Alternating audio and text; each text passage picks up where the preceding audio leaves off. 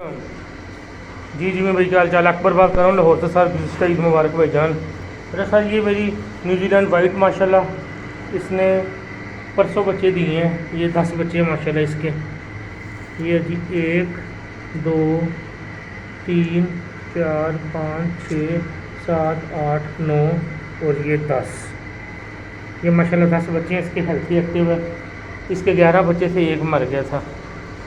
और उसके बाद ये न्यूजीलैंड वाइट की है। इसने 25 में रोज़े दिए थे। ये इसने 10 बच्चे दिए थे। इसके ये 6 बच्चे बचे हैं। गर्मी की वजह से 4 ना इसको एक्सपायर हो गए हैं।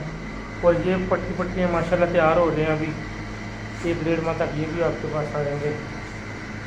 ये ब्रोकन के भी हैं और न्यूजीलैंड वाइट के भी हैं। और ये भी बच्चे हैं नीचे न्यूजीलैंड वाइट के।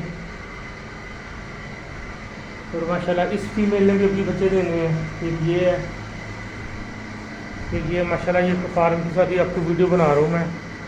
और माशाल्लाह बहुत अच्छा ज़रा सेटअप चल रहा है। अल्लाह ताला आपके काम में ही बरकत दे, हमारे में भी। और ये एसी भी लगाया हुआ है इनके लिए, क्योंकि गर्मी काफ़ी लाहौर में आजकल पड़ रही है। इधर भी तकरीबन 32 है टेम्परेचर और इधर 29 है एसी के साथ। बाहर 40-45 है।